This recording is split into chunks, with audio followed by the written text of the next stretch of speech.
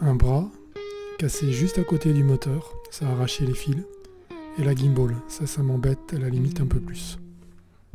Alors qu'est-ce qui s'est passé? Ce qui s'est passé, c'est que j'ai fait une connerie tout simplement.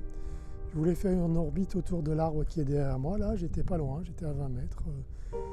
Et l'orbite, je l'ai centrée, mais pas avec la caméra du drone, je l'ai centrée visuellement. Et même de près, on fait des erreurs de jugement de distance qui sont absolument énormes. En plus, derrière l'arbre, là, il y en a un second, donc ça fait un genre d'ovale.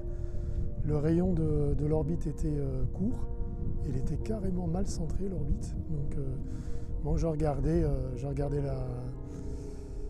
la tablette, hein. J'ai vu que je me rapprochais un peu trop, mais bon, on a toujours l'impression d'être plus près qu'on ne l'est réellement. Je me suis dit que ça allait passer. Ben non, ça s'est pas passé.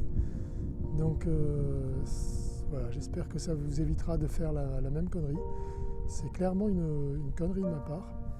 Bon, et je reste persuadé que ce genre de drone, c'est fiable maintenant.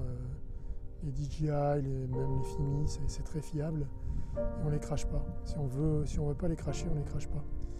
Après, si on fait des excès de confiance, si on vole trop près des obstacles, parce qu'il n'y a peut-être pas grand intérêt finalement.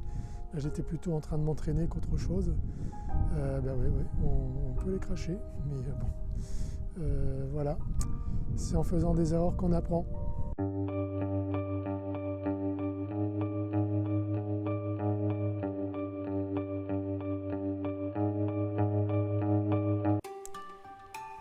Heureusement, il n'y a pas de fil à arracher sur la gimbal.